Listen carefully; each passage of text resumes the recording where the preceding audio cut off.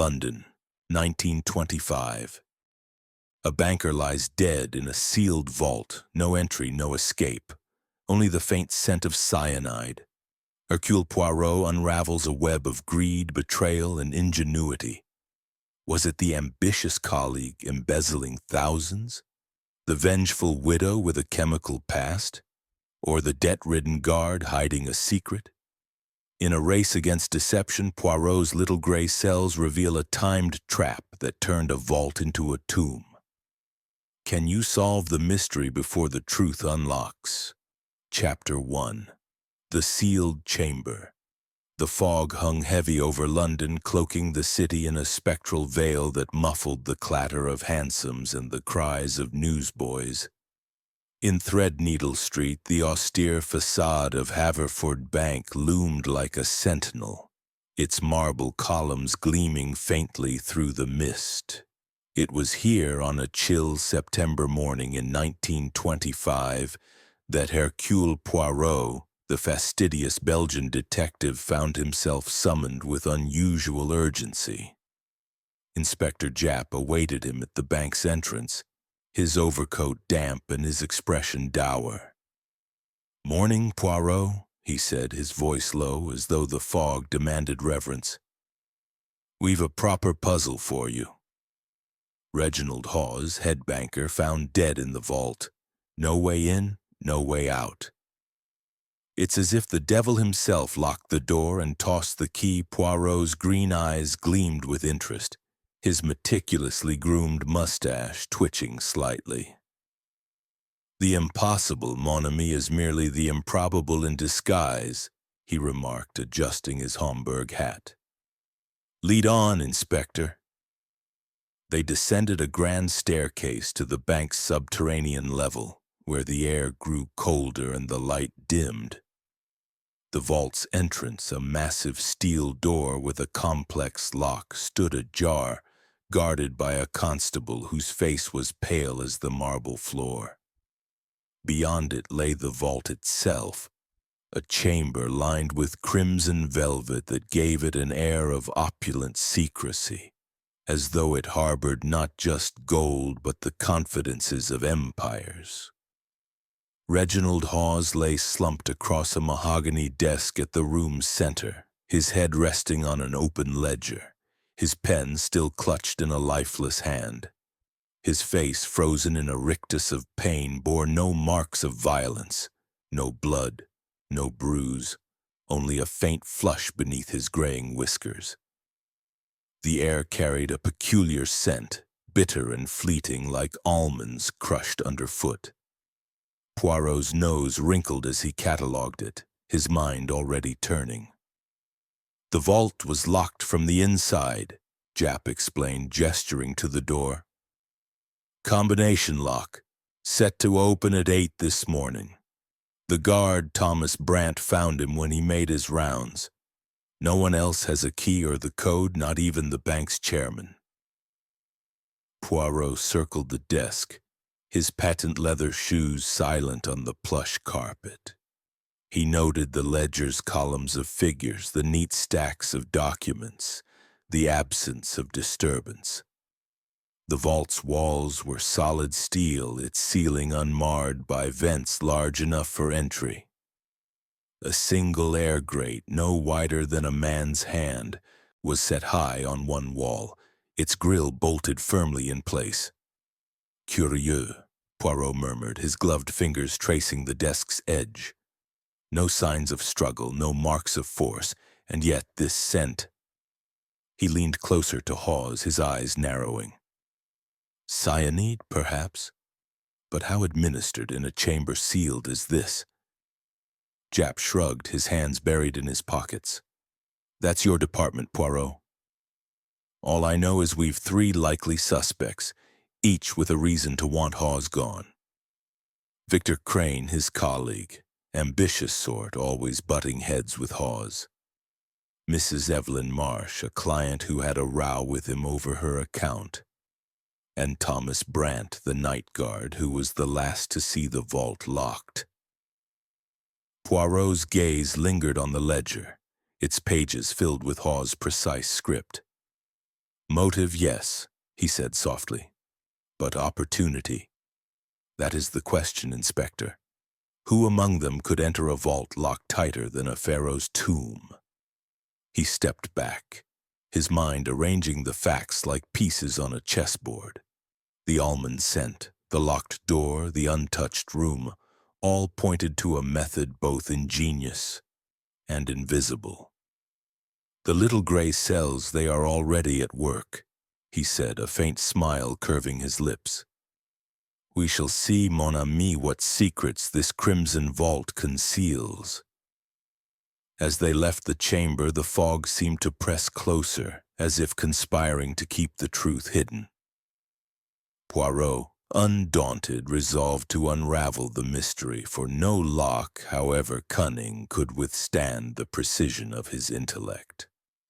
Chapter 2. The colleague's ambition. The fog that cloaked London had not lifted by mid-morning, and Threadneedle Street remained a spectral corridor of half-seen shapes and muted sounds. Hercule Poirot, undeterred by the damp chill that seeped through his immaculate overcoat, made his way back to Haverford Bank. His mind, as ever, was a hive of activity, the little gray cells buzzing with the enigma of Reginald Hawes' death. The sealed vault, the faint almond scent, the absence of any visible means of entry. These were the threads of a tapestry he was determined to unravel.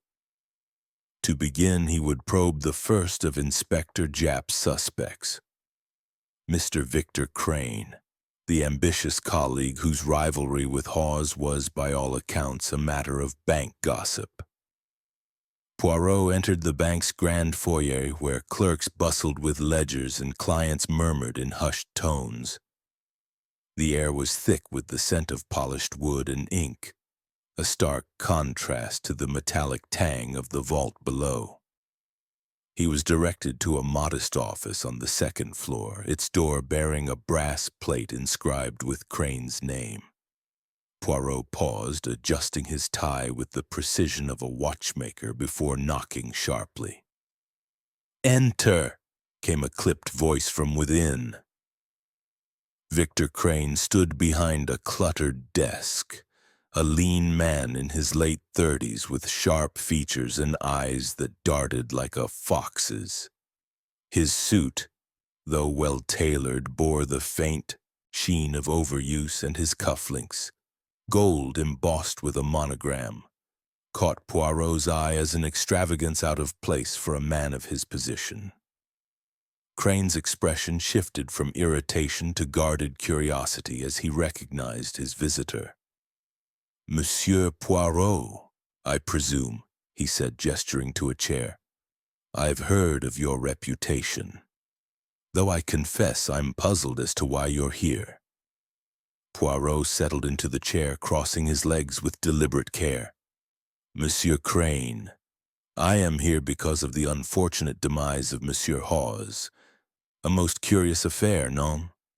A man dead in a locked vault with no sign of intrusion. You were his colleague, his confidant, perhaps." Crane's lips tightened, and a nervous tic flickered at the corner of his mouth.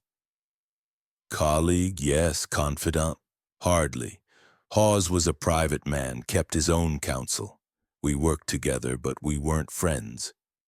Poirot tilted his head, his eyes gleaming like polished jade. "And yet there was tension, was there not? A rivalry, perhaps, over matters of advancement within this fine institution?" Crane's fingers drummed briefly on the desk before he caught himself and folded his hands. "You've been talking to Japp, I suppose. Look, it's no secret Hawes and I didn't see eye to eye. He was head banker, had the ear of the board. I'm deputy, always one step behind. He blocked my promotion last year, said I lacked vision, whatever that means, but that's no reason to do what you're implying." Poirot's mustache twitched, a subtle signal of his amusement at Crane's defensiveness. "Implying, Monsieur Crane? I imply nothing, I observe. I note, for example, your cufflinks. Most elegant, most costly. A gift, perhaps? Crane's hand moved instinctively to his sleeve, then dropped. A purchase from better days, he said curtly. I don't see what my wardrobe has to do with Hawes. Everything, monsieur, is of consequence in a matter of murder, Poirot replied, his voice soft but unyielding. Tell me, what was your business with Monsieur Hawes on the day of his death? You saw him, I presume. Crane hesitated, his eyes flickering to a stack of papers on his desk. I saw him briefly, yes, around noon. We discussed a client's portfolio, Mrs. Marsh, actually. She's been a thorn in our side, demanding access to funds Hawes froze. He was adamant about keeping her account locked until an audit was complete. I left him in his office after that. He was alive and well. And later, Poirot pressed, his gaze unwavering. You did not visit the vault. Crane's tic returned, more pronounced. The vault? No, I had no reason to. I was in my office until 6, then home. My wife can confirm it. Poirot nodded, though his expression suggested he was far from satisfied. And the ledgers, monsieur. You and Monsieur Hawes, you shared responsibility for the bank's accounts, we? Crane's jaw tightened. We did, but Hawes handled the sensitive ones, large transfers, private accounts. I dealt with routine matters. If you're suggesting I tampered with anything, you're mistaken. Poirot rose, smoothing his coat with a practiced hand.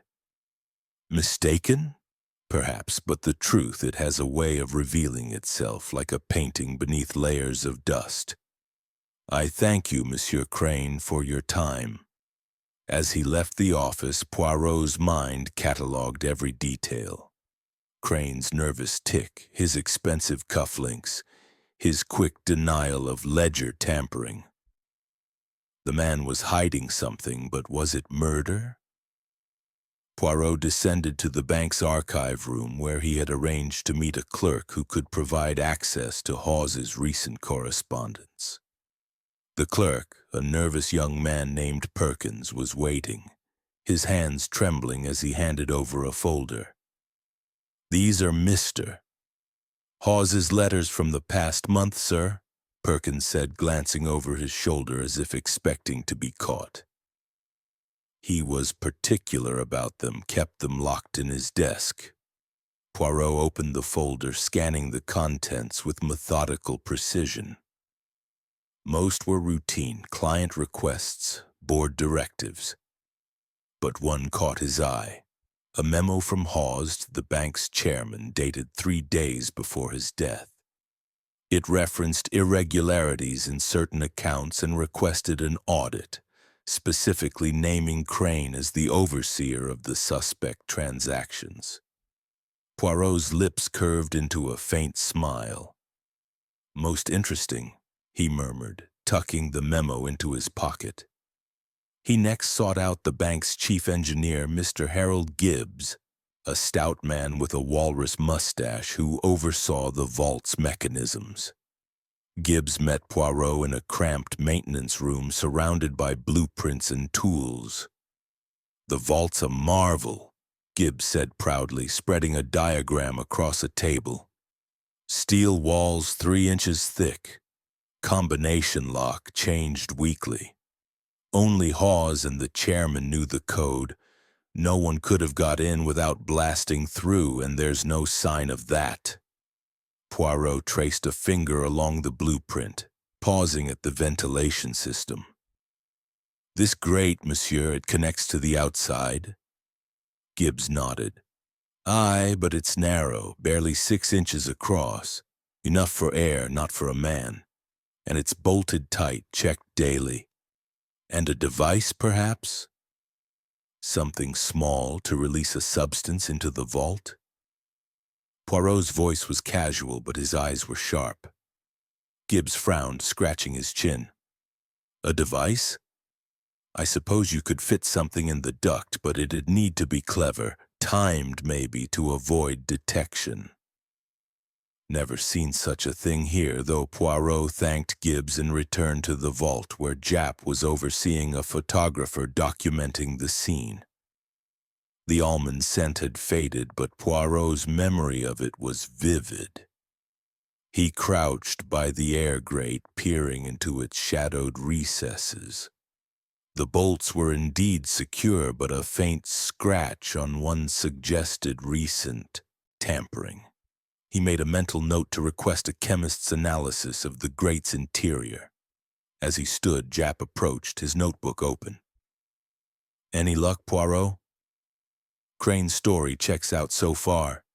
His wife says he was home by 7, but I don't trust him. Too jumpy." "Jumpy, oui, but guilty?" Poirot mused. "That remains to be seen. Tell me, Inspector, have you investigated the ledgers? There may be clues in the numbers," Japp grunted. "I've got men on it, but it's slow going." Hawes was meticulous. Hundreds of transactions, all in code. "We'll need an accountant to make sense of it." "Then find one, mon ami," Poirot said, his tone firm. "For I suspect Monsieur Crane's ambition extends beyond promotion. The ledgers, they may hold the key to his motive." Leaving the bank, Poirot walked into the fog, his mind piecing together the fragments of the case. Crane's rivalry with Hawes, the memo about irregularities, the scratched bolt on the grate, all pointed to a man under pressure, perhaps desperate enough to kill. But the method remained elusive. How had cyanide, if that was indeed the poison, been delivered into a sealed vault? And why had Hawes, a cautious man, not suspected danger? Poirot paused at a café, ordering a tisane to warm his hands and clear his thoughts. As he sipped, he recalled Crane's cufflinks, a detail that nagged at him. They were not merely extravagant, they were new, their gold untarnished. A man in financial straits did not buy such trinkets unless he had a sudden influx of funds. Embezzlement, perhaps, as the memo suggested. If Hawes had uncovered it, Crane's motive would be clear.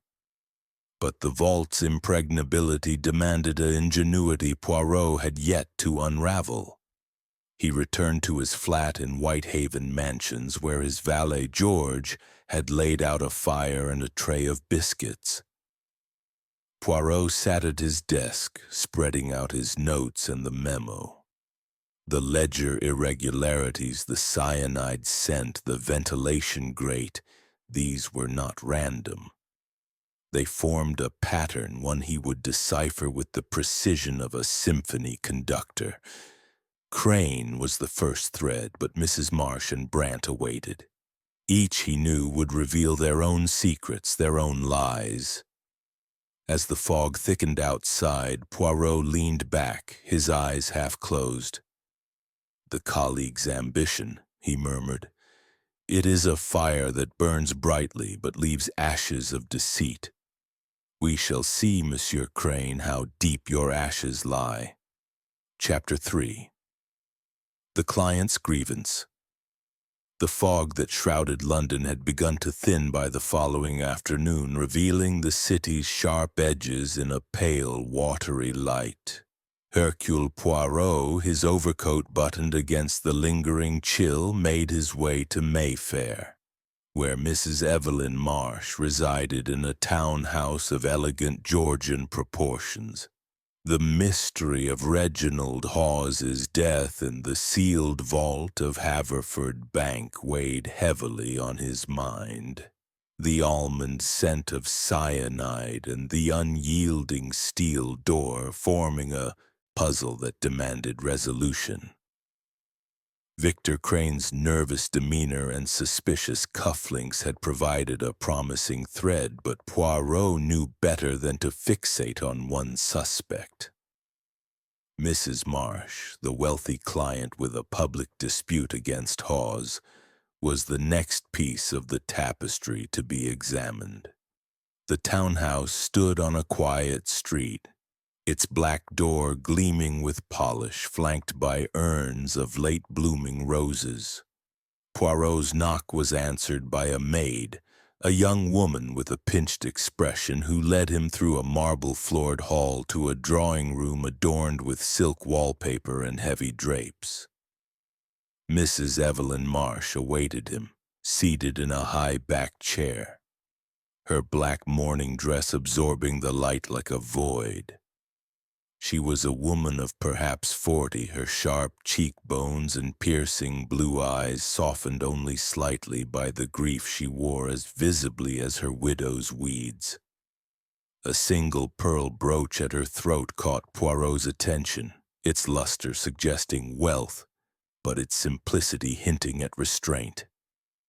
"Monsieur Poirot," she said, her voice cool but not unwelcoming. "I expected the police, not a detective of your reputation. To what do I owe this visit?" Poirot bowed slightly, his hat in hand, and took the offered seat. "Madame Marsh, I am engaged in the matter of Monsieur Reginald Hawes's unfortunate demise. A most perplexing case, no? A man dead in a vault no one could enter. You, I understand, had dealings with him. Dealings that were, perhaps, not entirely amicable?" Mrs. Marsh's lips tightened, and her hand, resting on the arm of her chair, clenched briefly. "You are direct, Monsieur Poirot. Yes, I had a disagreement with Hawes. He froze my account, my late husband's fortune, to be precise, on some baseless suspicion of fraud. It was an outrage, an insult to my husband's memory.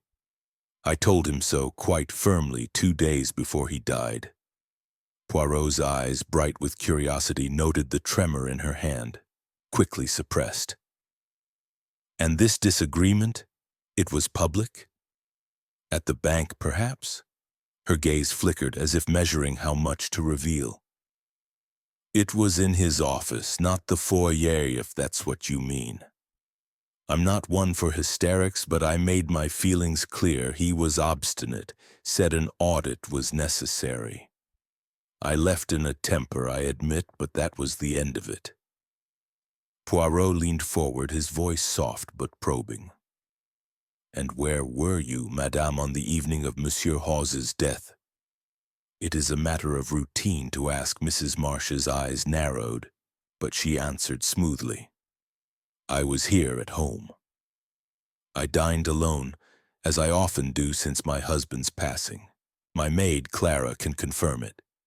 Poirot nodded, though his expression suggested he was far from satisfied. "This audit, madam, what was its purpose? Monsieur Hawes suspected irregularities, perhaps, in your account." Her laugh was sharp, almost brittle. "Irregularities?" "He implied my husband's investments were dubious, that the funds were somehow tainted. Absurd. Edward was a chemist, a man of science, not a swindler. His factories supplied half the hospitals in England. Hawes was simply overzealous, seeing shadows where there were none." Poirot's mustache twitched, a sign of his heightened interest. "A chemist, you say? Fascinating. And these factories, they dealt with substances perhaps of a volatile nature? Chemicals that might, in the wrong hands, be dangerous?" Mrs. Marsh's composure faltered for a moment, her fingers tightening on the pearl brooch. "I wouldn't know the details," she said quickly. "Edward handled the business. I merely inherited his estate. If you're suggesting I had anything to do with Hawes' death, you're gravely mistaken." Poirot raised a hand as if to soothe her indignation. "Madam, I suggest nothing. I seek only the truth, which hides like a pearl in an oyster. Tell me, did you ever visit the bank's vault? Were you familiar with its workings?" Her eyes widened, then narrowed again. "The vault?" "Never. Clients don't go traipsing into such places. HX, I met Hawes in his office or at the counter, never below stairs. I had no reason to know the vault's secrets. Poirot inclined his head, his mind racing.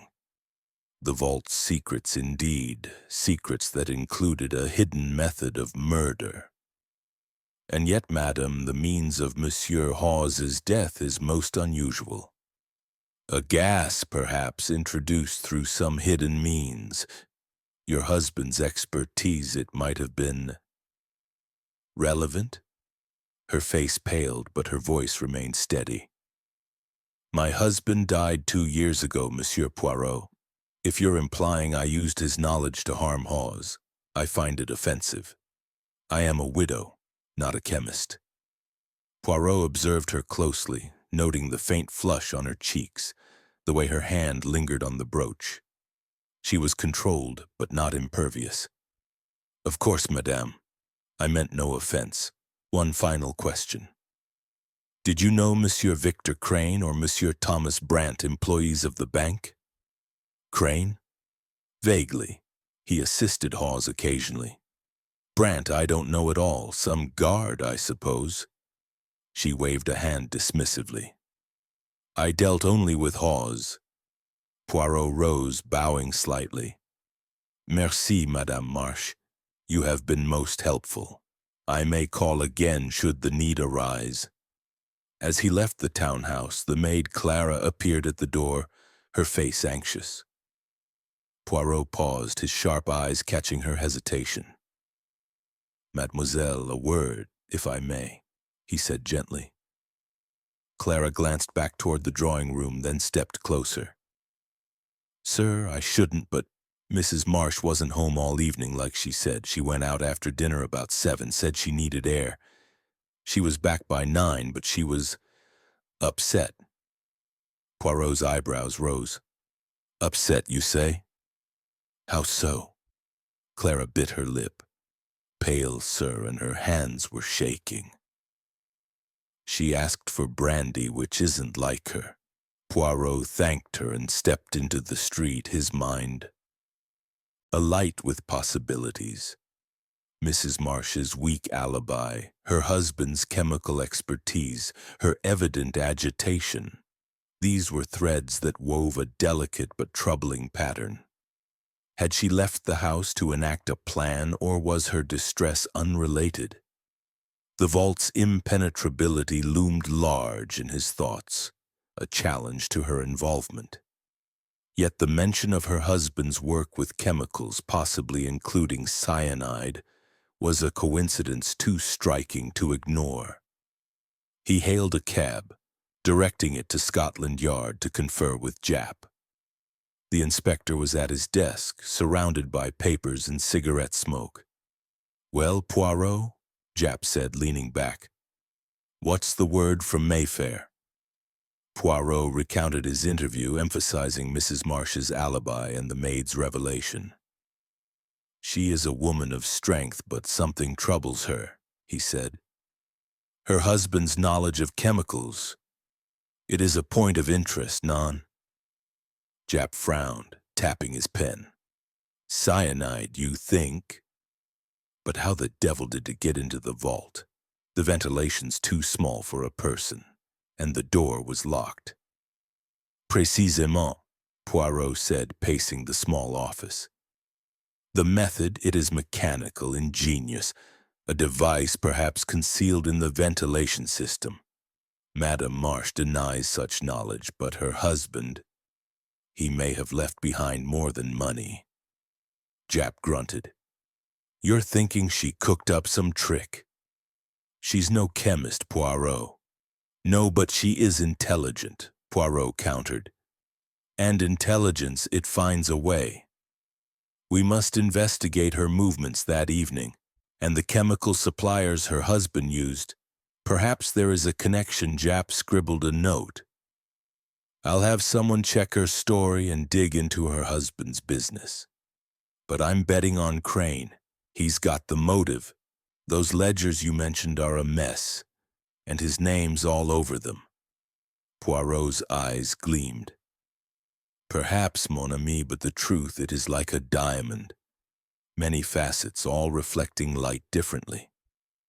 Madame Marsh, she reflects a light most intriguing. As he left Scotland Yard, Poirot's thoughts turned to the ventilation grate, the faint scratch he had noticed, and the possibility of a timed device. Mrs. Marsh's alibi was shaky, her husband's expertise suggestive, but the vault's design demanded a collaborator or a mastermind. The little gray cells hummed with anticipation, for the next thread, that of Thomas Brant, awaited. Chapter 4. The Guard's Vigil. The September dusk settled over London with a damp chill, the fog retreating to a faint haze that blurred the gaslights along Threadneedle Street. Hercule Poirot, his cane tapping a precise rhythm on the pavement, made his way to a public house near Haverford Bank, where Thomas Brant, the night guard implicated in Reginald Hawes' mysterious death, had agreed to meet. The puzzle of the sealed vault, with its crimson interior and the lingering scent of cyanide, consumed Poirot's thoughts. Victor Crane's ambition and Evelyn Marsh's grievance had each revealed threads of motive, but the mechanics of the crime, how a deadly gas had infiltrated an impregnable chamber, remained elusive. Brant, the man who stood watch over the vault's entrance, was the next to be scrutinized by Poirot's relentless intellect. The pub, the Iron Anchor, was a dimly lit establishment frequented by bank clerks and dock workers, its air thick with tobacco smoke and the tang of ale. Poirot, impeccably out of place in his tailored suit and polished shoes, drew curious glances as he navigated to a corner table where Brant sat nursing a pint. The guard was a burly man in his 40s, his face weathered with hands that bore the calluses of labor. His uniform jacket, slung over the chair, carried a faint chemical odor that piqued Poirot's curiosity, though he masked his interest behind a courteous smile. "Monsieur Brant?" Poirot began, settling opposite him. "I am Hercule Poirot, engaged to investigate the tragic demise of Monsieur Hawes. You, I understand, were the guardian of the vault on the night of his death. A most responsible position, no?" Brant's eyes, heavy-lidded and wary, met Poirot's. "Aye, that's right," he said, his voice a slow drawl. "I was on duty, same as always. Patrolled the vault entrance from 8 till 6. No one went in or out after Mr. Hawes locked himself in at 10. I swear it." Poirot's mustache twitched, a subtle signal of his skepticism. "You are certain, monsieur?" "The vault, it is a fortress, yet Monsieur Hawes lies dead within. No one passed you, no sound, no disturbance." Brant took a long sip of his ale, his fingers tightening around the glass. "Nothing. It was quiet as a crypt. I checked the door at midnight, still locked, no sign of tampering. Found him next morning when the timer opened the vault at 8. Gave me a right shock seeing him slumped like that." Poirot leaned forward, his gaze piercing. "And this shock, it was because of his death, or perhaps because you did not expect to find him so? Tell me, Monsieur Brant, what is your opinion of Monsieur Hawes?" Brant shrugged, his broad shoulders shifting uneasily. "He was all right. Kept to himself, didn't chat much, always working late, poring over his ledgers. Never gave me trouble, not like some you say." Poirot pressed, his voice soft but insistent. "Monsieur Crane, perhaps? Or Madame Marsh?" Brant's eyes flickered and he wiped his mouth with the back of his hand. "Crane's a toff, always looking down his nose. Marsh, I only saw her once or twice making a fuss at the counter. Didn't have much to do with either. My job's the door, not the drama." Poirot noted the guard's discomfort. the slight sheen of sweat on his brow despite the cool evening. Your job, oui, it is to watch, and yet a man dies under your vigil. Tell me, Monsieur Brant, do you know of the vault's ventilation system? A small grate, perhaps, through which something might be introduced? Brant's face hardened, but his fingers twitched, betraying unease. Ventilation? I'm no engineer. I guard the door, not the pipes. If you're hinting I let someone sneak in, you're barking up the wrong tree. Poirot's smile was enigmatic. I hint at nothing, monsieur. I observe. For example, I observe that your jacket carries a curious scent. Not of ale, but of something chemical, perhaps. You have been near such substances recently? Brant's hand moved to his jacket, then dropped as if burned. Chemicals. Probably polished from the bank's floors. We've got cleaners coming in all the time. Nothing strange about it. Poirot inclined his head, his mind cataloging the lie. The scent was not of polish, but something sharper, more acrid, reminiscent of the almond-like trace in the vault. Of course, he said smoothly. And your movements that night, they were routine? You remained at your post? Like I said, I patrolled the corridor, Brant replied, his tone defensive. Did my rounds every hour, checked the door, the locks. No one got past me. Poirot sipped the tisane he had ordered, its warmth a contrast to the pub's smoky chill. And yet, Monsieur Brant, death found a way past. Most curious, no? Perhaps you recall something, a sound, a shadow, a moment when your attention wandered?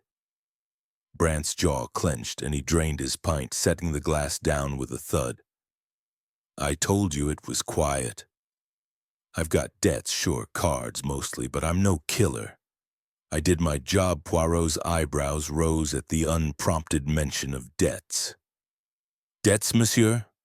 A heavy burden, to be sure, and one that might tempt a man to look the other way, perhaps for the right price. Brant's face reddened, and he leaned forward, his voice low. Now see here, I'm no crook. I guard the vault, not the secrets inside.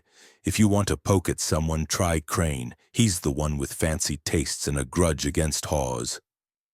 Poirot rose, adjusting his gloves with care. Merci, Monsieur Brant, for your candor. We shall speak again. I think leaving the pub, Poirot stepped into the evening air, his mind alight with new threads. Brant's chemical-scented jacket, his gambling debts, his defensive posture. These suggested a man with vulnerabilities, perhaps exploitable ones. The guard's insistence on an uneventful night was plausible, yet the vault's ventilation system gnawed at Poirot's thoughts. Could Brant have been bribed to ignore a subtle intrusion or even to place a device himself? He hailed a cab to Scotland Yard, where Inspector Japp was poring over reports. The office was a chaos of papers and cigarette stubs, but Japp's face brightened at Poirot's arrival. "Any luck with Brant?" he asked, offering a chair. Poirot recounted the interview, emphasizing Brant's debts and the chemical odor. "He is a man under pressure, mon ami," Poirot said, pacing the small room. "And pressure, it makes a man malleable. I suspect he knows more than he admits, perhaps, about the ventilation grate." Japp frowned, flipping through his notebook. "The grate again? Gibbs, the engineer, swears it's too small for anything but air. But we've got the chemist's report back.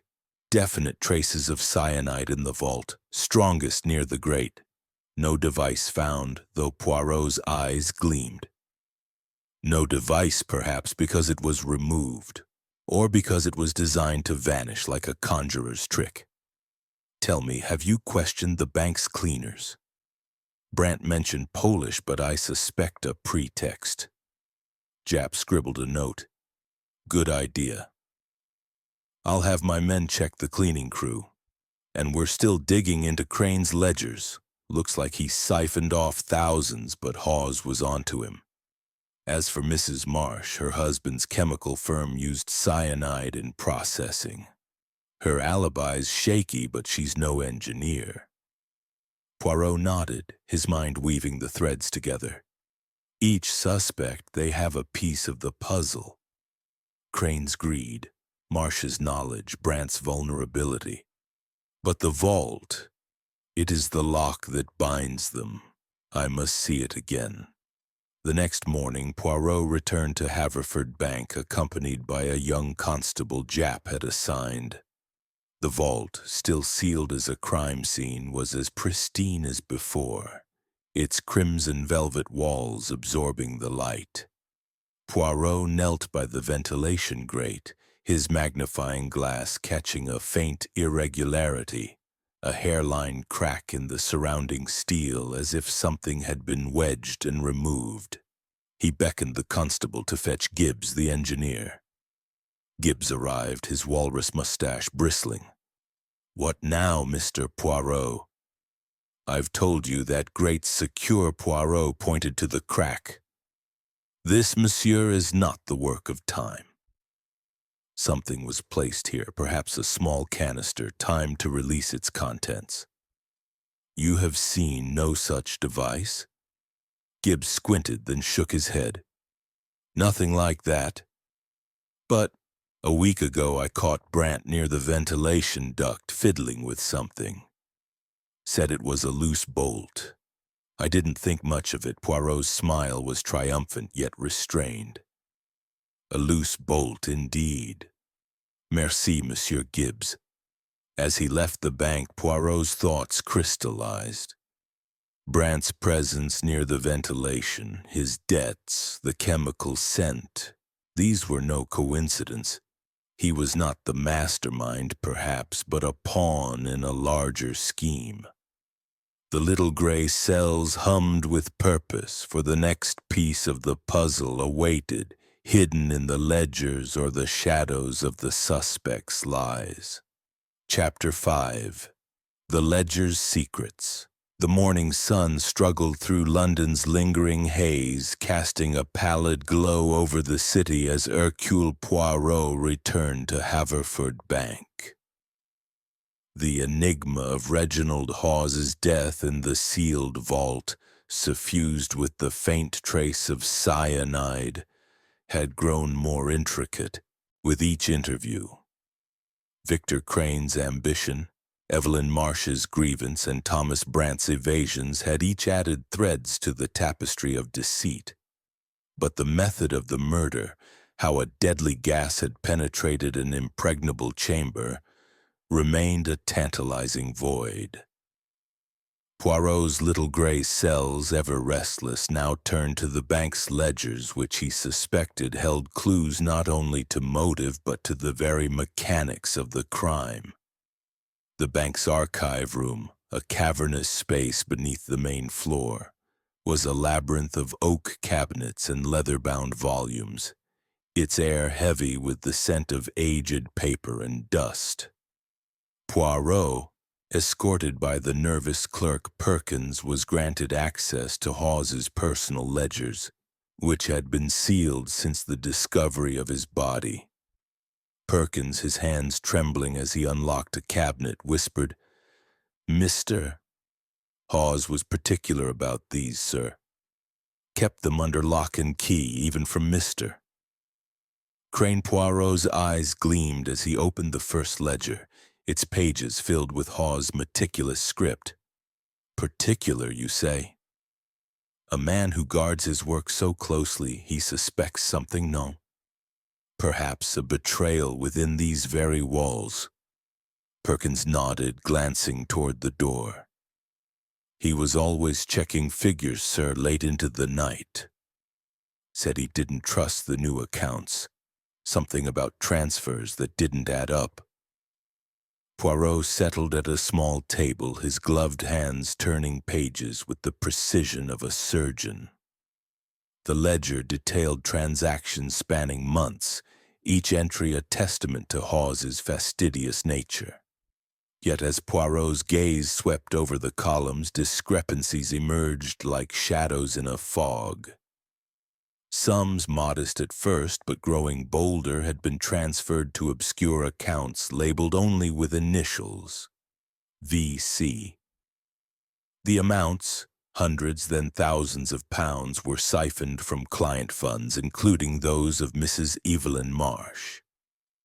Each transfer bore the initials of Victor Crane, countersigned by Hawes, though the latter's annotations grew increasingly terse, marked with question marks and circled figures. "Mon Dieu," Poirot murmured, his mustache twitching.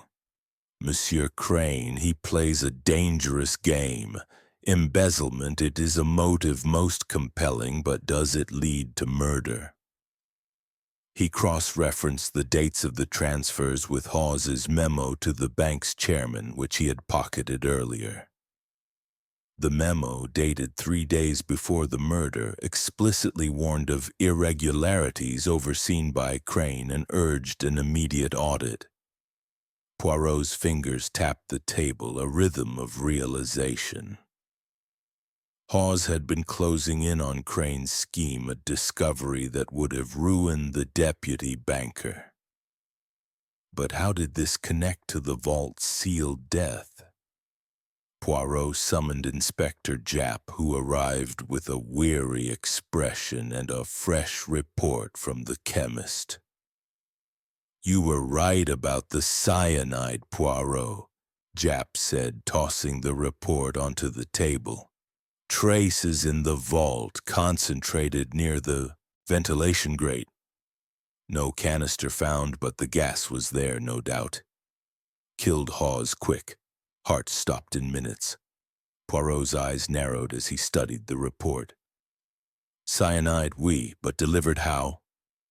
"A timed release, perhaps, through the grate. It requires knowledge, precision, a mind both cunning and desperate." Japp leaned back, lighting a cigarette. "Crane's your man, then? Those ledgers you asked for, they're a mess.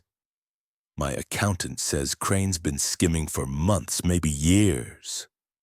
Hawes was about to blow the whistle. Poirot nodded, but his expression was cautious.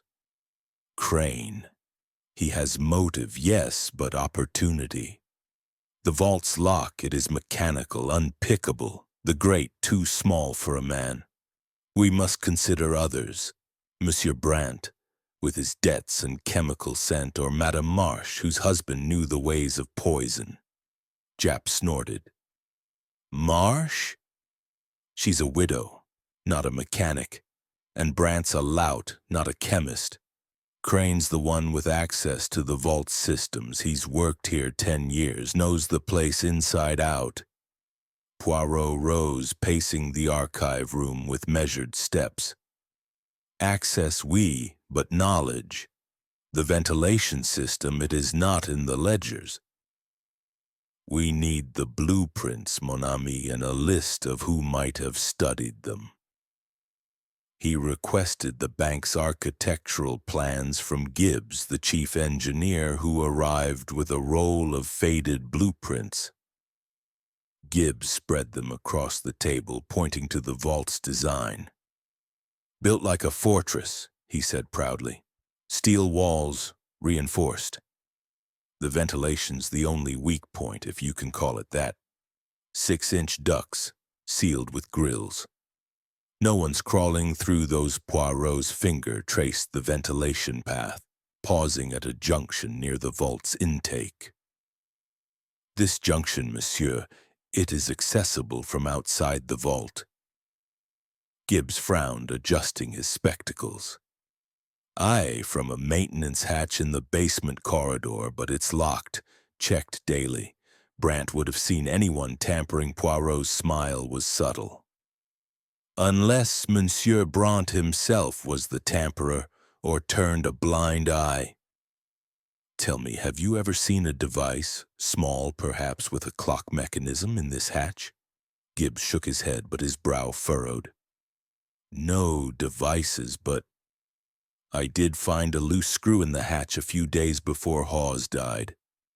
Thought it was wear and tear, fixed it myself. Poirot's eyes gleamed. A screw, you say? Most interesting. And who has access to this hatch? Only me, the maintenance crew, and the night guard, Brandt, Gibbs replied. Crane might have seen the plans, being deputy, but he's no engineer. Poirot thanked Gibbs and turned to Japp. We must examine this hatch, Inspector. And I require a list of the bank's suppliers, chemical suppliers in particular. Madame Marsh's husband, he dealt in such substances. Perhaps there is a connection. Japp scribbled a note, his skepticism evident. You're chasing ghosts, Poirot. Crane's the one with his hands in the till. Why bother with suppliers? Because, mon ami, Poirot said, his voice soft but firm, the truth, it is like a mosaic. Each piece, however small, completes the picture. The ledgers point to Crane, yes, but the cyanide, it whispers of another hand. Leaving the bank, Poirot walked to a nearby tea-room, seeking the clarity of a quiet tisane. As he sipped, he reviewed his notes. Crane's embezzlement, evidenced by the ledgers and Hawes's memo. Marsh's chemical connection and shaky alibi. Brandt's debts and proximity to the ventilation hatch. The vault's design demanded a precise method, a timed canister perhaps placed in the maintenance hatch. But who had the knowledge to craft such a device and the opportunity to place it? He recalled Brandt's chemical-scented jacket and Gibbs' mention of a loose screw. A canister small enough to fit the duct could have released cyanide at midnight when Hawes worked alone. Brandt, with his debts, might have been bribed to ignore the hatch's tampering, but could he devise the mechanism? Marsh, with her husband's expertise, might know of cyanide, but her access to the vault was nil. Crane, however, had motive, access to the bank's plans, and a desperate need to silence Hawes. Poirot's thoughts turned to the next step, a deeper probe into Brandt's movements and Marsh's husband's chemical dealings. He jotted a note to Japp, requesting records of Brandt's patrols and any deliveries to the bank in the days before the murder. The little gray cells, ever methodical, were assembling the puzzle piece by piece, and Poirot knew the truth lay just beyond the next revelation. Chapter 6. The Widow's Tale. The September sky over London had cleared to a brittle blue, the air sharp with the promise of autumn as Hercule Poirot made his way back to Mayfair. The mystery of Reginald Hawes' death in the sealed vault of Haverford Bank, suffused with the ghostly trace of cyanide, had deepened with each revelation. Victor Crane's embezzlement, exposed by the ledgers, pointed to a desperate motive. Thomas Brandt's debts and proximity to the ventilation hatch suggested complicity, yet the method, a gas delivered into an impregnable chamber, remained a riddle wrapped in steel. Mrs. Evelyn Marsh, the widowed client with a chemical legacy and a shaky alibi, was the next thread to be tugged, and Poirot's little gray cells were primed for the task. The Marsh townhouse stood as imposing as before, its black door gleaming under the midday sun. Poirot's knock was answered by Clara, the maid, whose anxious glance betrayed her discomfort at his return. "Mrs. Marsh is in the library, sir," she said, her voice barely above a whisper. "She's not in the best mood, if you don't mind me saying." Poirot's smile was reassuring, though his eyes were sharp. Merci, Mademoiselle Clara. Your candor, it is most helpful. Perhaps you will assist me further later. Clara hesitated, then nodded, leading him through the marble hall to a library lined with mahogany shelves and leather-bound volumes. Mrs. Evelyn Marsh stood by a window, her black dress absorbing the light, her posture rigid as she turned to face him. The pearl brooch at her throat glinted, a solitary point of softness in her austere appearance. Her blue eyes, though composed, held a flicker of wariness that Poirot noted with interest. "Monsieur Poirot," she said, her tone cool but edged with impatience. "You are persistent. Have you come to accuse me again, or is there some new purpose to your visit?"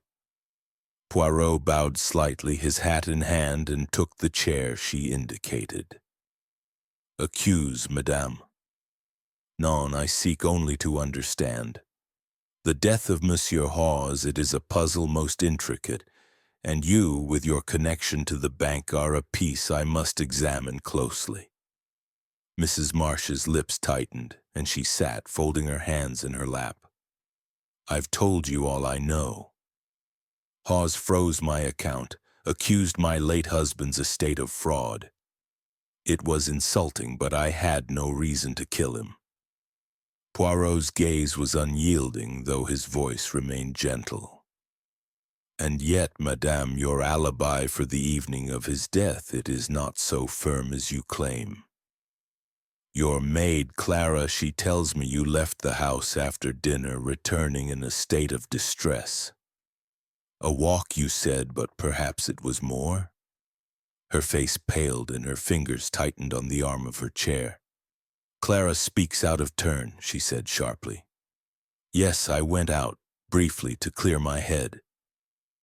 The strain of Hawes' accusations, the audit, it was too much. "I walked to the park and back. Is that a crime?" Poirot tilted his head, his mustache twitching. "A crime, non, but a curiosity, oui. You were upset, madame, and this distress, it interests me. Perhaps you visited someone or saw something that evening." Her eyes flashed, but she steadied herself. "I saw no one, Monsieur Poirot. I was alone, as I often am since Edward's death. If you doubt me, ask the neighbors. They'll tell you I keep to myself." Poirot nodded, though his mind was already probing deeper.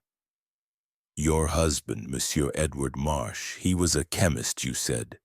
His factories, they dealt with substances such as cyanide, perhaps, a poison most deadly and one that matches the scent in the vault." Mrs. Marsh's hand rose to her brooch, a gesture Poirot noted as defensive. "Edward's work was industrial, not criminal," she said, her voice firm. "Yes, his factories used chemicals, cyanide among them, for processing.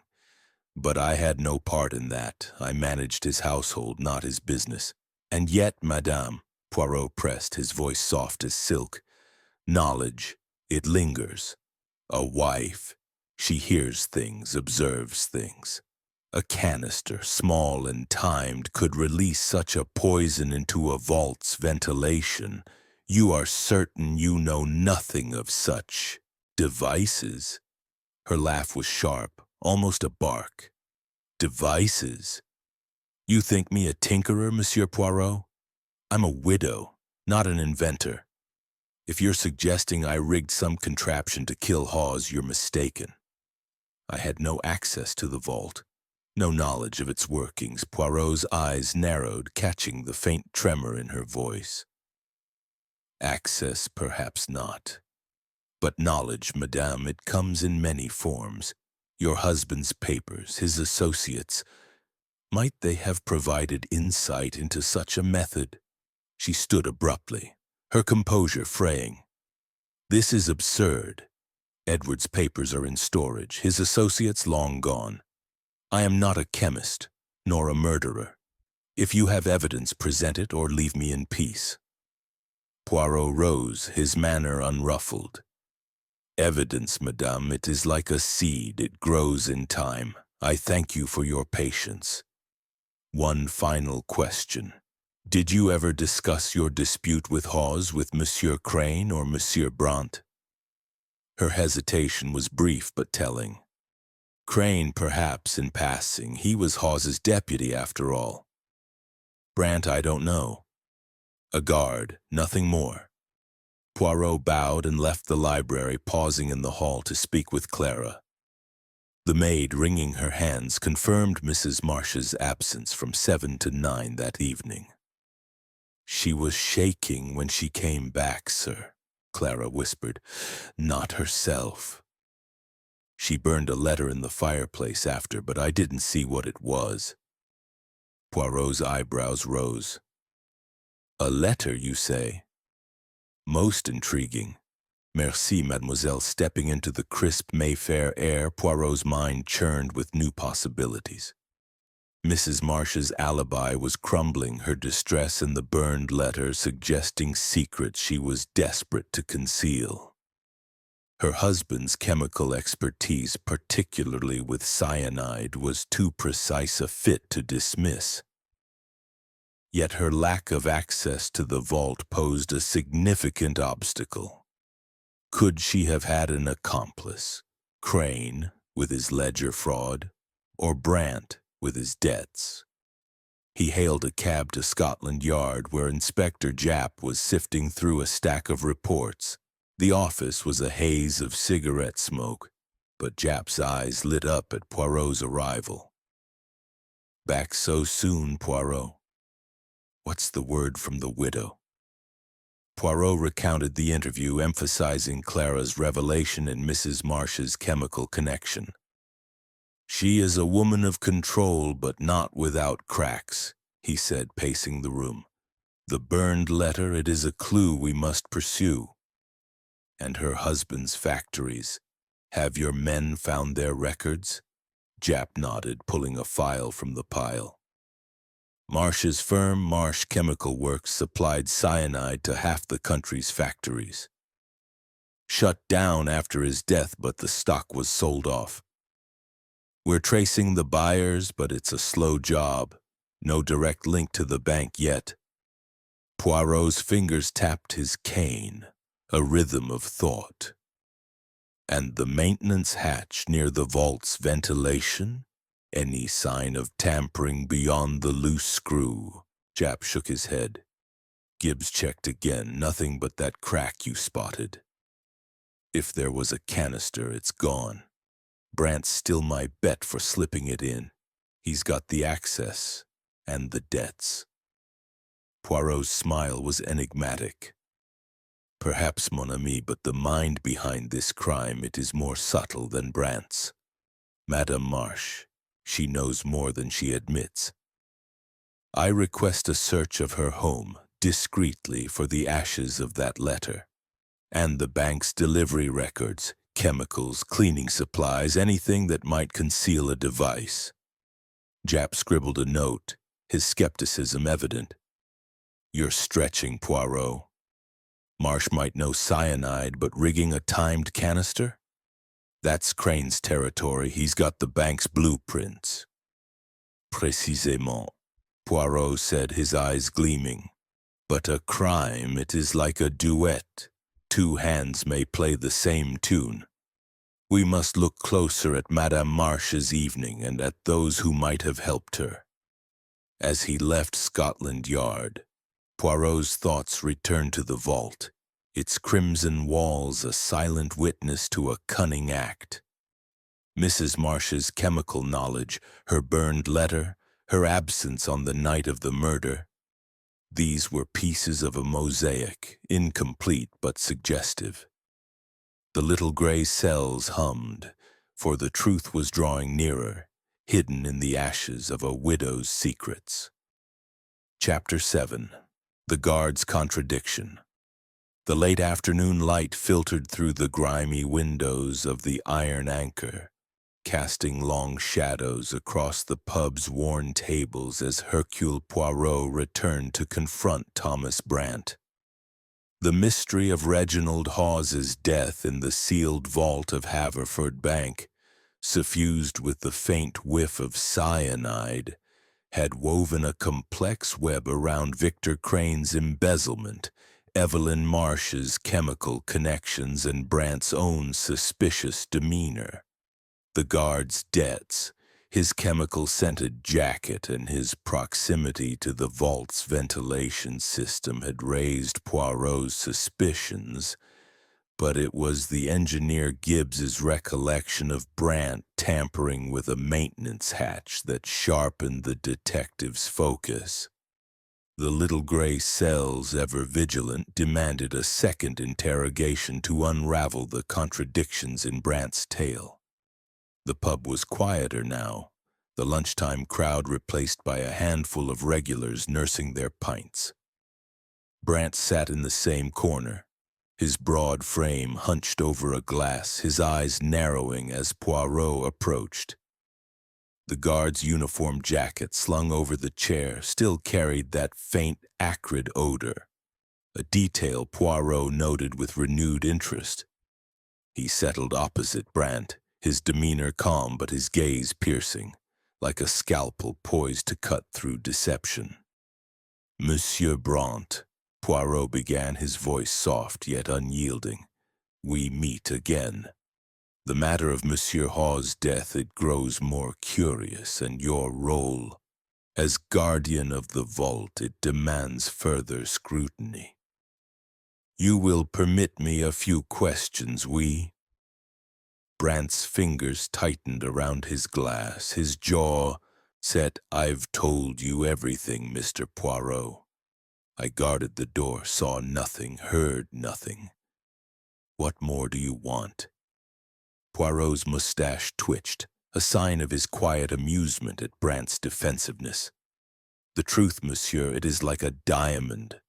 Sometimes it must be turned in the light to reveal its facets. You say you patrolled the vault's entrance all night, yet I have learned from Monsieur Gibbs that you were seen near the ventilation hatch days before the murder handling a small object. A loose bolt, you claimed. But perhaps it was something else?" Brant's face reddened, and he leaned forward, his voice low but heated. "Gibbs don't know what he's talking about. I was checking the hatch, sure, part of my rounds. Found a screw loose, tightened it. That's all." Poirot's eyes gleamed, catching the slight tremor in Brant's hand. "A screw, monsieur?" "The same screw, perhaps, that Monsieur Gibbs found loosened again near the vault's ventilation? A curious coincidence, non? And this chemical scent on your jacket, it is not polish as you claimed, but something sharper, akin to the cyanide that killed Monsieur Hawes." Brant shoved his glass aside, his voice rising. "You calling me a liar? I told you it's from the cleaners. The bank's always got chemicals about, polish, solvents, what have you. I didn't touch no cyanide, and I didn't kill nobody." Poirot leaned back, his fingers steepled, his tone deceptively mild. "And yet, Monsieur Brant, you have debts. Gambling debts, I am told. A man in such straits, he might be tempted to assist, shall we say, for a price. Did someone approach you, perhaps, with an offer to look the other way?" Brant's eyes darted to the side, and he wiped his mouth with a calloused hand. "I don't know what you're on about. I owe a bit, sure, but I'm no crook. I guarded the vault, did my job. You want to talk motives, go after Crane. He's the one stealing from the bank." Poirot's smile was enigmatic. "Monsieur Crane, he is indeed of interest, but you, Monsieur Brant, you were the gatekeeper. Tell me, on the night of the murder, did you see anyone near the maintenance hatch? Or perhaps you placed something there yourself? A small device timed to release a poison?" Brant slammed his fist on the table, drawing glances from the other patrons. "That's enough. I didn't place no device, and I didn't see nothing. I was at my post like always. You got no proof, just fancy talk. Poirot's gaze remained steady, unperturbed by the outburst. Proof, monsieur, it comes in time. But let us consider. A canister small enough to fit the ventilation duct could have been placed in that hatch. You, with your access, could have done so or ignored another who did. Your debts, they make you vulnerable, none. Brant's face darkened, but his voice dropped to a growl. I'm no one's pawn. If you're so clever, find your killer elsewhere. I'm done talking. Poirot rose, adjusting his gloves with care. For now, Monsieur Brant, we are done. But the truth, it has a way of catching up like a shadow you cannot outrun. Merci for your time. Leaving the pub, Poirot stepped into the evening air, the gas lights flickering to life along Threadneedle Street.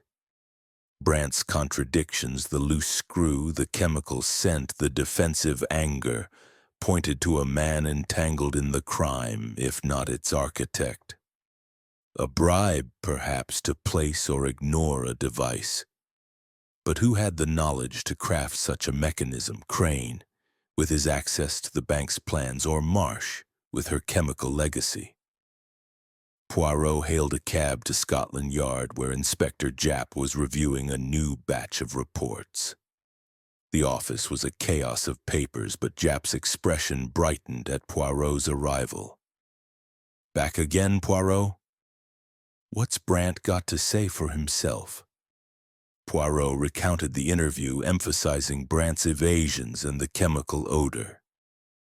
He is a man under pressure, mon ami, Poirot said, pacing the small room. His debts, they are a lever that someone may have pulled. The hatch, the screw, these are not accidents. We must search that hatch again and question the bank's maintenance crew. Japp nodded, flipping through a file. Got something for you. The delivery records you asked for. Nothing unusual, just cleaning supplies and paper goods. But one oddity. A shipment of industrial solvent arrived a week before the murder, signed for by Brant. Could be nothing, but the suppliers linked to Marsh's old firm. Poirot's eyes widened, his mind seizing the connection. A solvent, you say? Or perhaps a pretext for cyanide. We must trace this shipment, Inspector. And Madame Marsh's burned letter. Have you searched her home? Japp shook his head. Warrants pending. Her lawyers making a fuss. But we've got eyes on Brant. His debts are deeper than he let on. Owes a bookie in Whitechapel a small fortune. Poirot's fingers tapped his cane, a rhythm of realization. A fortune, oui, and a motive to act. But Brant, he is not the mind behind this crime. The device, it requires precision. Crane, perhaps, or Marsh. We must find the link between them. The next morning, Poirot returned to the bank, accompanied by a constable and Gibbs, the engineer. The maintenance hatch, tucked in a dimly lit corridor near the vault, was a small steel panel secured with bolts. Poirot examined it with his magnifying glass, noting the same hairline crack he had seen in the ventilation grate. A faint residue, powdery and white, clung to the edge of one bolt. He scraped it into a vial and handed it to the constable for analysis. Gibbs, peering over his shoulder, frowned. That's no rust, he muttered. Could be chemical residue. I've never seen it before. Poirot's smile was triumphant yet restrained. Précisément, Monsieur Gibbs. A trace of the poison, perhaps, left by a careless hand. We are close, I think, to the truth. As he left the bank, Poirot's thoughts coalesced. Brant's contradictions, the solvent shipment, the residue in the hatch, these pointed to a conspiracy with the guard as a reluctant participant.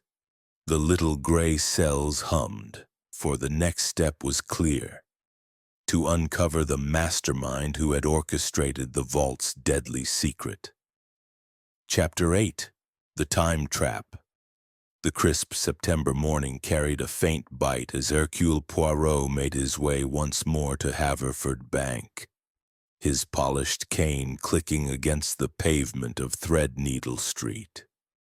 The death of Reginald Hawes, locked within the impregnable vault with only the ghostly trace of cyanide to mark his passing, had woven a tapestry of deceit around Victor Crane's greed, Evelyn Marsh's chemical legacy, and Thomas Brant's contradictions. Each suspect had revealed fragments of truth, but the method, a gas released into a sealed chamber, remained the heart of the mystery. The faint residue in the maintenance hatch, coupled with Brant's evasions in the bank's ledgers, had sharpened Poirot's focus. His little gray cells, ever methodical, now sought the final piece, the precise mechanism that had turned the vault into a tomb. The bank's archive room, with its musty air and towering cabinets, was Poirot's first stop. He had requested the vault's original blueprints, hoping to uncover a detail overlooked by Gibbs, the engineer. The clerk Perkins, his hands still trembling with the weight of the investigation, produced a roll of yellowed plans, spreading them across a table under the dim glow of a gas lamp. Poirot's gloved fingers traced the intricate lines, his eyes narrowing at the ventilation system's design. "Regardez," he murmured, pointing to a small notation near the maintenance hatch. "A compartment hidden within the duct just large enough for a device. It is not marked on the later plans, none. A secret, perhaps, known only to a few." Perkins, peering over his shoulder, shook his head. "I wouldn't know, sir. These are from when the vault was built 20 years ago. Mr. Crane might have seen them. He studied the bank's systems." Poirot's mustache twitched, a sign of his growing certainty. "Monsieur Crane, oui. A man with access to such secrets and a motive to use them. But we must confirm the mechanics of this trap." He summoned Gibbs, who arrived with a toolbox and a skeptical frown. "What now, Mr. Poirot?" Gibbs asked, unrolling the blueprints. "You're still on about that hatch?" Poirot pointed to the hidden compartment. "This, Monsieur Gibbs, a space concealed within the ventilation, ideal for a time device. Have you ever opened it?" Gibbs scratched his mustache, his brow furrowing. "Not in years. It's meant for maintenance, but we rarely touch it. Too cramped, and the grill's bolted tight."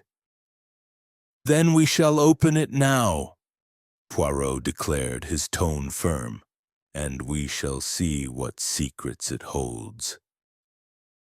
Gibbs led Poirot and a constable to the basement corridor, where the maintenance hatch gleamed dully in the flickering light. With a wrench, Gibbs loosened the bolts, revealing a narrow duct that snaked toward the vault. Poirot, using a pocket torch, illuminated the interior, his sharp eyes catching a glint of metal deep within. "Mon Dieu," he whispered, directing Gibbs to retrieve it. Gibbs, grumbling, maneuvered a hooked tool into the duct, extracting a small cylindrical object no larger than a cigarette case. It was a brass canister, its surface etched with a simple clock mechanism, now still. A faint powdery residue clung to its edges, and Poirot's nose wrinkled at the familiar almond-like scent. "Cyanide?" he said, handing the canister to the constable for safekeeping. "A timed release, set to open at midnight when Monsieur Hawes worked alone." "The trap it has found," Gibbs stared, his face pale. "That's no maintenance tool. Someone planted it, and I'd wager it wasn't Brant. He's no engineer." Poirot's smile was enigmatic. Perhaps not, but he had access to this hatch and debts to tempt him. We must now determine who crafted this device and who placed it. Returning to Scotland Yard, Poirot found Inspector Japp at his desk, surrounded by reports and cigarette stubs. "Well, Poirot," Japp said, leaning back. "What's this about a canister?" Poirot recounted the discovery, his voice vibrant with the thrill of progress. "A timed canister, mon ami, hidden in a compartment known only to those with access to the original blueprints. Monsieur Crane, he has studied these plans, non? And his ledgers, they show his desperation to silence Hawes." Japp's eyes widened as he examined the canister, now sealed in an evidence bag. "This is it, then, the murder weapon. Crane's your man, Poirot. He's got the motive, the knowledge, and the access."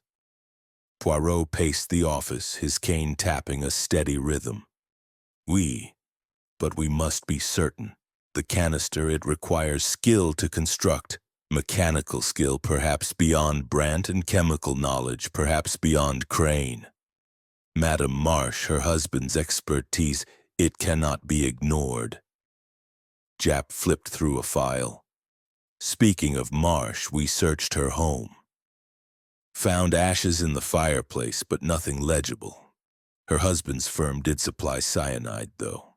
Sold a batch to a cleaning company linked to the bank. Brant signed for it." Poirot's eyes gleamed. "A cleaning company, you say? A pretext, perhaps, for the poison. And Brant, with his debts, he is the weak link.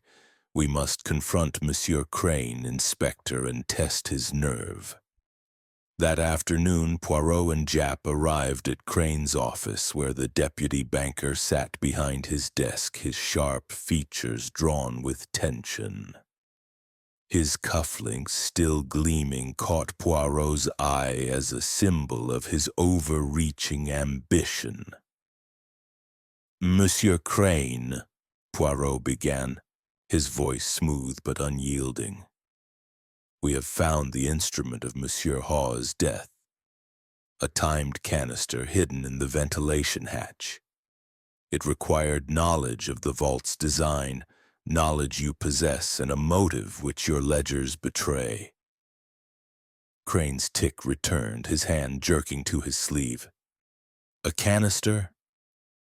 Preposterous. I know nothing of such things. I'm a banker, not a mechanic." Poirot leaned forward, his gaze piercing. "And yet the blueprints, they were in your possession, none? And the ledgers, they show your theft. Thousands siphoned. Discovered by Hawes. You feared exposure, so you devised a trap. Time to kill when he was alone." Crane's face drained of color, his voice trembling. "You've no proof. I didn't touch the vault, didn't place any device. Yes, I moved funds discreetly to cover expenses, but murder, never." Poirot's smile was cold. "Expenses, monsieur? Like your cufflinks, perhaps?" "The canister, it was placed in a hidden compartment, known only to those with the original plans. You, with your ambition, had every reason to silence Hawes." Crane stood, his hands shaking. "I swear I didn't kill him. If there was a canister, someone else put it there. Brant, maybe, or that Marsh woman. She hated Hawes as much as anyone." Japp stepped forward, his notebook open. "That's enough, Crane. We're taking you in for questioning. The ledgers in this canister are enough to start." As Crane was led away, protesting, Poirot's thoughts raced. The canister confirmed the method, but the question of its maker lingered. Crane's desperation was clear, but his mechanical skill was uncertain. Marsh's chemical knowledge, Brant's access, each played a role, but the mastermind was now evident.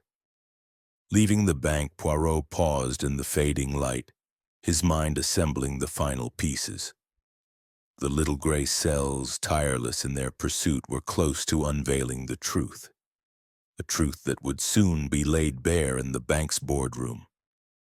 Chapter 9. The Denouement.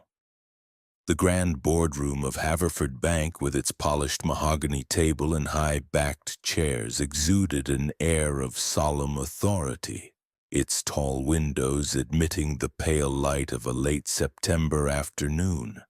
Hercule Poirot stood at the head of the room, his diminutive figure commanding despite its size, his immaculate suit and gleaming patent leather shoes a stark contrast to the tension that hung like a storm cloud over the assembled group. The mystery of Reginald Hawes's death in the sealed vault, marked by the faint scent of cyanide and an ingenious time trap, had reached its climax. Victor Crane, Evelyn Marsh, and Thomas Brant sat before him, their faces a study in unease, while Inspector Japp leaned against the wall, his notebook at the ready. The little gray cells, having woven together the threads of motive, opportunity, and method, were poised to reveal the truth. Poirot's green eyes swept the room, his mustache twitching, with the quiet satisfaction of a puzzle solved. "Mesdames et messieurs," he began, his voice clear and deliberate, "we are gathered to resolve a crime most audacious, a murder committed in a vault, sealed tighter than a pharaoh's tomb, with no sign of entry, no mark of violence, only the whisper of cyanide to betray its presence. Monsieur Reginald Hawes, a man of order and vigilance, was killed by a mind both cunning and desperate. Today I shall name that mind Victor Crane, shifted in his seat, his sharp features pale, his nervous tic more pronounced. Mrs. Evelyn Marsh, her black morning dress absorbing the light, clutched her pearl brooch, her blue eyes wary but composed. Thomas Brant, his burly frame slouched, stared at the table, his calloused hands clenching and unclenching. Poirot noted their reactions, each a note in the symphony of guilt he was about to conduct. "Let us begin with the facts," Poirot continued, pacing with measured steps. "Monsieur Hawes was found dead in the vault, locked from within, the timer set to open at 8 in the morning. No one could enter, no one could leave. Yet cyanide, a poison most swift, filled the air, delivered through the ventilation grate. How, you ask? By a canister, small and timed, hidden in a compartment known only to those with access to the vault's original blueprints." He paused, letting the weight of his words settle. "We have 3 suspects, each with motive. Madame Marsh, your dispute with Hawes over your frozen account was public, your anger palpable. Your late husband's chemical expertise, particularly with cyanide, raised questions. Monsieur Brant, your gambling debts made you vulnerable, and your presence near the ventilation hatch with a chemical scent on your jacket suggested complicity. Monsieur Crane, your embezzlement, thousands siphoned from the bank's ledgers discovered by Hawes, gave you reason to fear exposure." Crane's tic intensified, and he opened his mouth to protest, but Poirot raised a hand. "Patience, monsieur. Let us examine the method. The canister found in the maintenance hatch was a marvel of simplicity, a clock mechanism set to release cyanide at midnight when Hawes worked alone. This required knowledge of the vault's design, access to the hatch, and a source of poison. Who among you could orchestrate such a feat?" Mrs. Marsh's voice cut through the silence, sharp and indignant. "I had no access to the vault, Monsieur Poirot. My husband's work was years ago. I am no murderer." Poirot inclined his head, his gaze unwavering. Indeed, madam, your access was limited and your alibi, though weak, suggests you were not at the bank. But your knowledge of cyanide, it lingers, no? A widow does not forget her husband's trade so easily. He turned to Brant, whose face reddened. Monsieur Brant, you guarded the vault, yet a canister was placed under your watch. Your debts, they made you a pawn, perhaps for a price. The chemical scent, the loosened screw in the hatch, these point to your involvement. Brant slammed a fist on the table. I didn't touch no canister. I guarded the door, that's all. You've got nothing on me. Poirot's smile was serene, his eyes shifting to Crane. And you, Monsieur Crane, you had the most to lose. The ledgers, they betray your theft, sums transferred to obscure accounts marked with your initials. Hawes's memo to the chairman, it sealed your fate. You knew the vault's design, studied the blueprints. The canister, it was your creation, none? Crane's voice trembled, his hands gripping the table. I didn't kill him. Yes, I took money discreetly to cover debts, but I'm no engineer, no poisoner. Someone else used that hatch, Brant or her.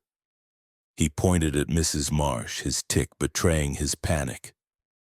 Poirot raised a hand, silencing the room. Let us reconstruct the crime.